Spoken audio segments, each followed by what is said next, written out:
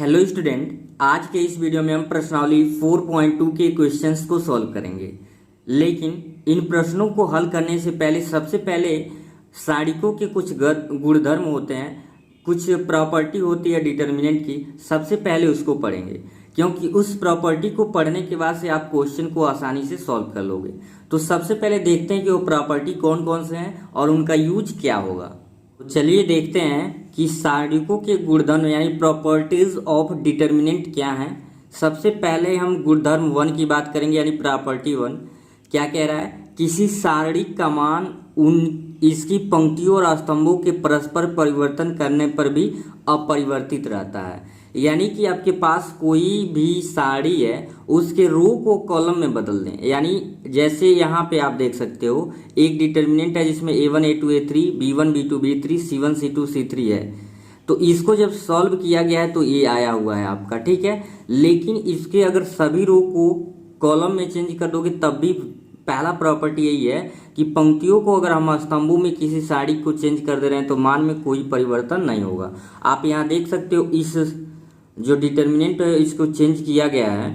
a1 पहले a1 a2 b2 इस तरीके से था, अब क्या हो गया a1 a2 a3 b1 b2 b3 c1 c2 c3, ठीक है। रो को कैसे बदल दिया गया कॉलम में, और फिर भी सॉल्व किया गया है तो वैल्यू सेम वही आया। तो पहला प्रॉपर्टी याद रखेंगे, यदि किसी भी साड़ी के प्रत्येक रो को कॉलम में अगर चेंज कर देते हैं तो मान में कोई भी परिवर्तन नहीं होगा। ये पहला गुणधर्म है आपके सारिकों का। हम बात करेंगे प्रॉपर्टी नंबर 2 का, यानी गुणधर्म 2 कह रहा है यदि एक साड़ी की कोई दो पंक्तियां, ध्यान से सुनेंगे, चाहे कोई दो पंक्तियों को हम चेंज करें या सिर्फ दो स्तंभों को चेंज करें, ये रूल दोनों पे लागू होगा, को परस्पर परिवर्तित कर दिया जाता है तब सारणिक का चिन्ह बदल दिया जाता है। यानी मान लो आप किसी दो रो को और किसी दो कॉलम को इंटरचेंज करते हैं तो सारणिक का मान क्या हो जाएगा, चेंज हो जाएगा, यानी कि प्लस से माइनस हो जाएगा। यहाँ पे देखो a1 a2 a3 b1 b2 b3 c1 c2 c3 है, इसकी वैल्यू निकाला गया है तो यहाँ पे इस तरीके से आया।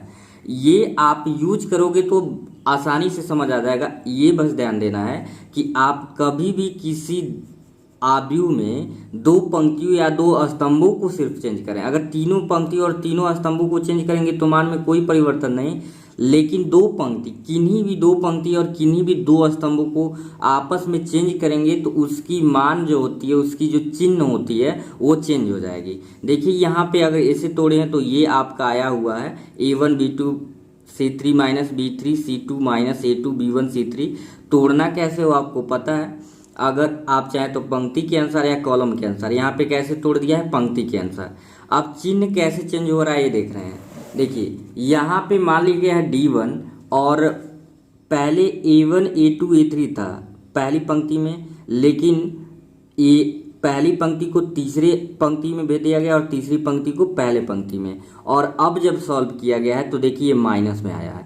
तो याद रखेंगे दो पंक्ति को चेंज करेंगे तो वो क्या आ जाएगा, निगेटिव हो जाएगा, उसकी वैल्यू क्या हो जाएगी, निगेटिव हो जाएगी, ठीक है।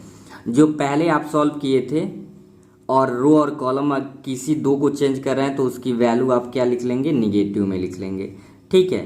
एक चीज और ध्यान देंगे, यहाँ पे हम पंक्तियों के परस्पर परिवर्तन को R I ten to R J और स्तंभों के परस्पर परिवर्तन को सी आई सी जे के द्वारा निर्दिष्ट करते हैं। क्योंकि पंक्ति आर से रिप्रेजेंट होता है तो ऑब्वियस सी बात है कि R1 और आर आई आर जे हम कहेंगे, और जब स्तंभ को चेंज करेंगे तो सी आई सी जे। सी आई टेन टू मतलब आपस में ये इंटरचेंज का साइन है, सी आई चेंज हो रहा है सी जे से, सी जे चेंज हो रहा है सी आई से, ठीक है। अब चलते हैं अगले प्रॉपर्टी की तरफ।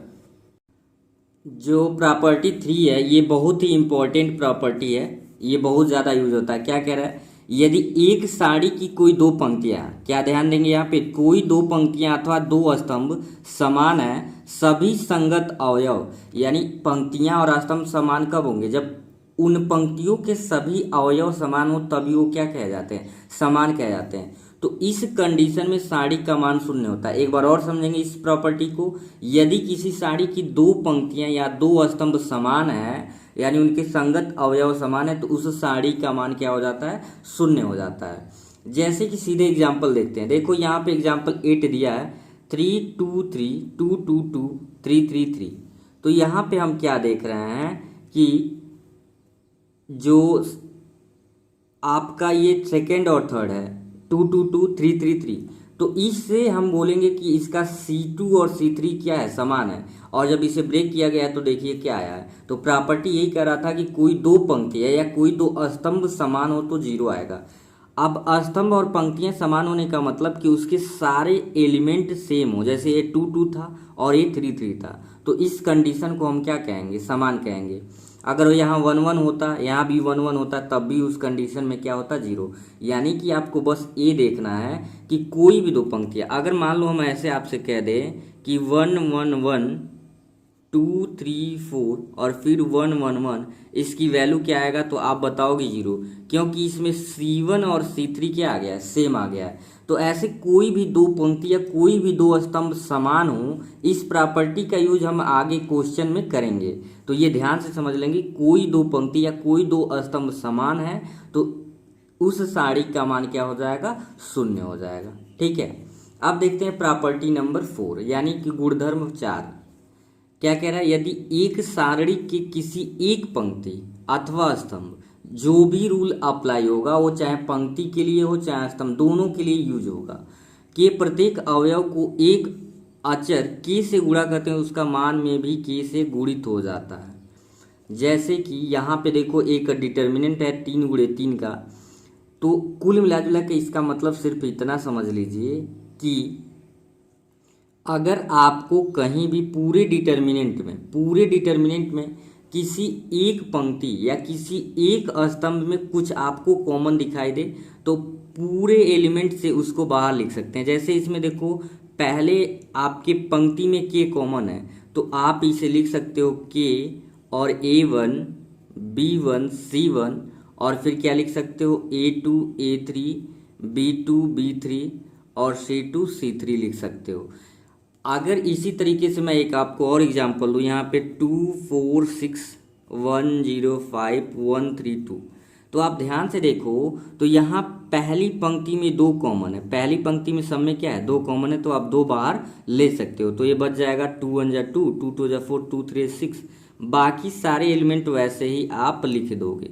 यानी एक चीज़ क्लियर हो गया कि आप अगर साड़ी के क्वेश्चन को सॉल्व कर रहे हैं, अगर किसी भी रो या किसी भी कॉलम में कुछ कॉमन है तो उसको हम क्या कर सकते हैं, बाहर कर सकते हैं। लेकिन आबयू में क्या होता था, जब पूरे एलिमेंट में कोई चीज़ कॉमन होती तब बाहर करते थे, लेकिन डिटर्मिनेंट में ऐसा नहीं है। किसी भी एक पंक्ति या किसी भी एक स्तंभ में कुछ भी आपको कॉमन दिखाई दो तो उसे आप क्या कर सकते हो, बाहर कर सकते हो। ये इस क्वेश्चन का, इस प्रॉपर्टी का क्या था, यूज था। ठीक है, और यहाँ पे कह रहा था के से गुणित हो जा रहा है, तो यहाँ पे आप देखिए ये जो वैल्यू निकालेंगे तो 2 से गुणा करेंगे ना ये सारे एलिमेंट, मतलब कि इस डिटर्मिनेंट की जो वैल्यू आएगा उसका गुणा इसमें करना पड़ेगा। तो यही कह रहा था कि के से गुणित हो जाता है। और ये भी समझ लेंगे किसी भी पंक्ति या किसी भी स्तंभ में अगर कुछ भी आपको कॉमन है तो उसे आप ऐसे बाहर लिख सकते हो। तो आई होप आपको प्रॉपर्टी यानी गुणधर्म 4 भी समझ आ गया होगा। यहाँ पे प्रॉपर्टी 4 से रिलेटेड कुछ और इन्फॉर्मेशन उसे भी समझ लेते हैं। जो आपका गुणधर्म 4 है, इस गुणधर्म के अनुसार हम एक साड़ी की किसी एक पंक्ति या स्तंभों से सार्व उभयनिष्ठ गुणनखंड बाहर निकाल सकते हैं, पहले भी बता चुका हूँ। अभी यहाँ पे 2 4 6 1 3 2 0 1 5 पर है, तो इन सब में आप क्या कॉमन कर सकते हो, इसमें स्तंभ में 2 सब में कॉमन है, तो ऐसे 2 बाहर कर दोगे तो 1 2 3 1 2 1 एंड 3 0 आपका क्या हो जाएगा, 5 हो जाएगा। तो यही चीज़ ये दे दिया। दूसरा क्या कह रहा है, यदि एक साड़ी की किन्हीं 2 पंक्तियों या स्तंभों की संगत अवयव समानुपाती हैं यानी उसी अनुपात में है तब उसका मान 0 हो जाता है। यानी कि अगर रेशियो सेम है तब भी उसका मान क्या हो जाएगा, 0 हो जाएगा। एक चीज़ और समझ लेंगे, मान लो कोई भी डिटर्मिनेंट है 0 0 0 1 3 5 1 6 8, अगर इस तरीके से कोई डिटर्मिनेंट मिल गया जिसमें किसी एक रो यानी किसी भी एक रो यानी कि पंक्ति या किसी भी एक स्तंभ का मान सारा एलिमेंट 0 है उस पंक्ति के या उस स्तंभ के, तो उसका मान 0 होता है। याद रखेंगे। यहाँ पे स्तंभ की वैल्यू 0 थी तो उसका मान 0 होता है, या किसी एक पंक्ति का भी मान अगर 0 होगा, किसी भी एक पंक्ति या किसी भी एक स्तंभ का मान 0 है तो उसकी वैल्यू क्या होगा, 0 होगा। अब क्यों होगा आप समझ सकते हो, क्योंकि 0 लेंगे तो ये रो छोड़ेंगे, कॉलम छोड़ेंगे, तो कुछ भी मल्टीप्लाई करोगे 0 आएगा। फिर ये एलिमेंट लेंगे तो ये छोड़ देंगे और ये, तो 0 का किसी भी नंबर मल्टीप्लाई करेंगे 0। इसलिए अगर कोई एक पंक्ति या कोई एक स्तंभ आपका शून्य आ गया तो उस आपके सारणी का मान 0 होगा। ये आपके जितने भी पांचों प्रॉपर्टी थे अच्छे से लर्न कर लेंगे, कॉन्सेप्ट को अगर समझ लेंगे तो एक्सरसाइज सॉल्व करने में कोई दिक्कत नहीं होगी। तो अब हम चलते हैं सीधे एक्सरसाइज के क्वेश्चन को सॉल्व करेंगे। प्रश्नावली 4.2 में आपका कह रहा है कि बिना प्रसरण किए और सारणिकों के गुणधर्मों का प्रयोग करके निम्नलिखित प्रश्न 1 से 5 को सिद्ध कीजिए। आपको क्या कह रहा है कि सारणिकों के गुणधर्मों का क्या करना है, यूज करना है। तो 1 से 5 तक आपको सब में 0 लाना है, और जब 0 लाना है तो अभी जितनी प्रॉपर्टी बताई गई है उनमें से कोई भी एक इस पे नियम अप्लाई करके और इसकी वैल्यू क्या कर देना है, आपको 0 प्रूव कर देना है। तो चलिए सबसे पहले फर्स्ट क्वेश्चन को देखते हैं। पहला क्वेश्चन आपका क्या था, X Y Z A B C x plus A Y plus B Z plus C equals to 0। 0 लाना है तो लिख लिया गया यहाँ पे सॉल्यूशन। तो अभी यहाँ पे आप देखें 0 लाने के पहला कंडीशन क्या था, या तो कोई एक रो या तो कोई एक कॉलम को 0 बना दीजिए, या तो 2 रो या 2 कॉलम को आइडेंटिकल बना दीजिए, यानी समान बना दीजिए। तो यहाँ पे जरा देखेंगे आप कि x प्लस ए दे रखा है और यहाँ पे एक्स वाई जेड है, यहाँ सब में एक्स वाई जेड है, यानी कि C1 और C2 को ये आपका C1 होता है, ये C2 होता है, C3 होता है। यहाँ पे सिंपल से अगर C1 C2 को ऐड कर दे तो x प्लस ए Y plus B Z plus c, और ये भी आपका C1 C3 क्या हो जाएगा, सेम हो जाएगा। तो यहाँ पे हम लिख दे रहे हैं कि C1 प्लस C2 के प्रयोग से तो जब C1 C2 का आपस में ऐड करेंगे, C1 प्लस क्या कर रहे हैं, C2 ऐड कर रहा है, तो ध्यान देंगे x को a में चेंजिंग किस में हो रहा है, ये ध्यान देंगे सिर्फ चेंजिंग हो रहा है C1 tan 2, हम कह रहे हैं C1 में चेंजिंग कर रहे हैं, C1 को C2 से ऐड कर दे रहे हैं, तो ये हो जाएगा x प्लस ए वाई प्लस बी, क्योंकि C1 plus C1 plus C2, यानी Z plus C a B C x plus A Y plus b and z plus c. जब कभी भी आपको 0 प्रूव करना हो तो ये प्रॉपर्टी आप यूज कर सकते हो। आप क्या लिख दोगे, चूंकि सारणी के C1 एवं C2 C3 के सभी अवयव समान है। क्या लिखेंगे, सभी अवयव समान हैं, इसलिए सारणी के गुणधर्म से इसका मान 0 हो जाएगा। इसका मान क्या हो जाएगा, मान 0 होगा।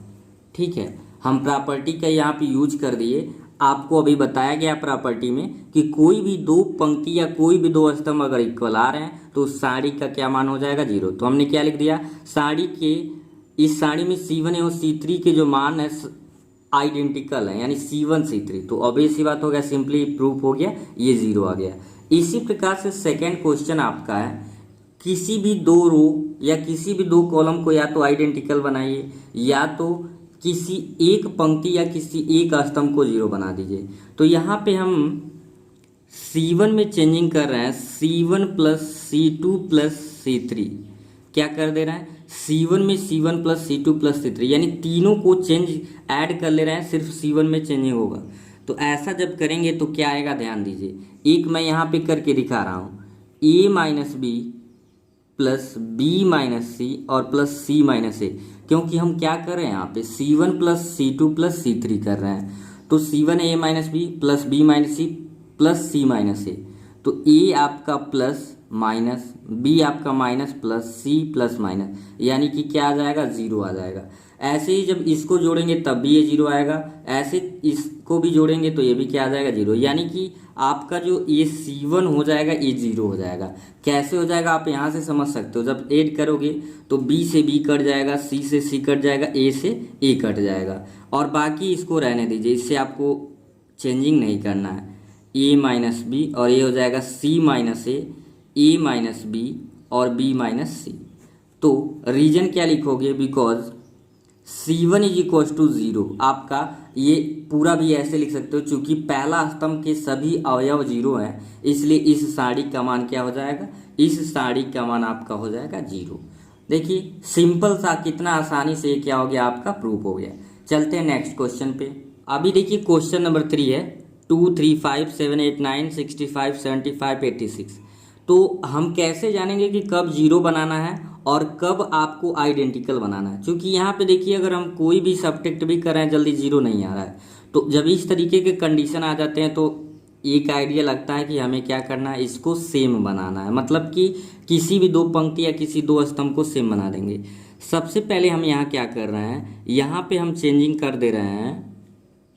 आप चाहो तो डायरेक्ट इसको भी इस तरीके से बना सकते हो, क्योंकि अगर देखें तो 7 नवा 63 जो 65, यानी कि अगर चाहो तो C2 में चेंजिंग कर दो, C2 यानी 9C2 प्लस C1। C2 में 9 से गुणा करके C1 को ऐड कर दे रहा है। ऐसा क्यों हो रहा है आप समझोगे खुद ही। देखो ये अगर हम 7 की बात करें, एक एलिमेंट मैं करके दिखा रहा हूँ, 7 इंटू 9 प्लस C1, C1 क्या है 2, तो 9 7 63 जो क्या हो जा रहा है 65। ऐसे ही 8 गुणे 9 और प्लस 3, 8 9 72, 3 क्या हो जाएगा 75। तो ये दोनों क्या हो जाएंगे सेम। यही रीजन है कि मैं C2 में 9 से गुणा कर दे रहा हूँ और उसमें C1 ऐड कर रहा हूँ। आपको ज़रूरी नहीं है यही मेथड अपनाना है, मेथड आप कुछ भी अप्लाई करना है, बस दो को आइडेंटिकल बनाना है। मुझे ये लगा इजी है इसलिए मैं ये बता रहा हूँ। आप हो सकता है कि आप किसी में से किसी को घटा के ला लें, लेकिन ये यहाँ पे सबसे इजी वे है इसलिए मैं यहाँ पे बता दे रहा हूँ। तो C1 में तो कोई चेंजिंग होगा नहीं, ये ऐसे ही होगा। C2 में आपको अब समझ आ गया होगा, 7 9 63 और 63 2 65, 8 9 72, 3 75, 9 9 81, 5 क्या हो जाएगा 86 और 65 75 86। रीजन में यहाँ पे दिखा दोगे because C1 is equal to C2, sorry C2 is equal to C3, यानी C2 किसके इक्वल है C3 के। आप ऐसे भी लिख सकते हो, क्योंकि इस साड़ी के C2 और C3 के सभी अवयव आपस में समान है, इसलिए साड़िकों के गुणधर्म से इसका मान क्या हो जाएगा जीरो। आप पूरा लॉजिक जरूर लिख लिया करेंगे, ठीक है। तो आई होप आपको ये भी समझ आ गया होगा। आज के इस वीडियो का लास्ट क्वेश्चन देखो, क्वेश्चन नंबर 4 है 1 1 1 BC CA AB A B plus C B C plus A C A plus B। तो यहाँ पे एक काम करते हैं, इसको पहले ऐसे लिख लेते हैं, यानी कि 1 1 1 और BC CA A plus B। अब क्या करेंगे, आपस में इसका पहले अंदर मल्टीप्लाई कर दीजिए, AB plus AC BC plus AB and AC plus BC, ठीक है। यहाँ पे हम चेंज क्या कर रहे हैं, C3 में चेंजिंग कर रहे हैं, C3 प्लस C2 को ऐड कर दे रहे हैं। C3 में हम क्या चेंजिंग कर रहे हैं, C3 में चेंजिंग कर रहे हैं, C3 में C2 को ऐड कर दे रहे हैं। जब आप ऐसा करोगे तो कुछ इस तरीके से आ जाएगा, ये आपके C1 C2 में कोई चेंज नहीं, 1 1 BC और यहाँ पे क्या होगा CA एंड AB। अब जरा देखिए AB AC और क्या हो जाएगा, AB यहाँ पे BC हुआ है, क्यों, क्योंकि A का B में करेंगे AB और A का C में करेंगे तो क्या हो जाएगा AC। अब जब BC ऐड करेंगे तो देखो AB plus BC plus CA, वही सेम इसमें भी प्राप्त होगा, AB plus BC plus CA, तो AB plus BC plus CA। यहाँ भी देखो AB plus BC plus CA, क्रम से लिख ले रहे हैं क्योंकि हम C3 में C2 को ऐड कर रहे हैं, तो AB plus BC plus CA, ठीक है। अब यहाँ से आप देखो तो AB plus BC plus CA common है, इन तीनों में क्या कॉमन है, AB plus BC plus CA। तो अभी जो आव्यूह का गुणधर्म बताया गया है कि किसी एक पंक्ति या किसी एक स्तंभ में कोई भी चीज कॉमन हो तो उसे हम बाहर लिख सकते हैं। तो सब में हम A B plus B C plus C A C3 से कॉमन कर रहे हैं।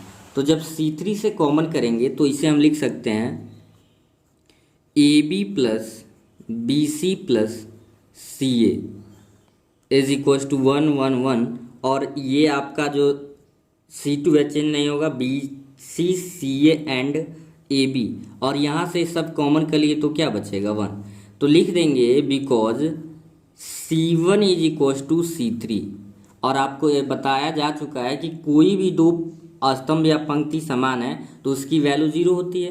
तो A B plus B C plus C A into 0, A B क्या आ गया 0, और यही आपको राइट हैंड साइड 1 से लेके 5 तक में प्रूफ करना है। ठीक है, आई होप आज की जितने भी प्रॉपर्टी सारी के बताया गया और जितने भी क्वेश्चन बताए गए आपको अच्छे से समझ आ गए होंगे।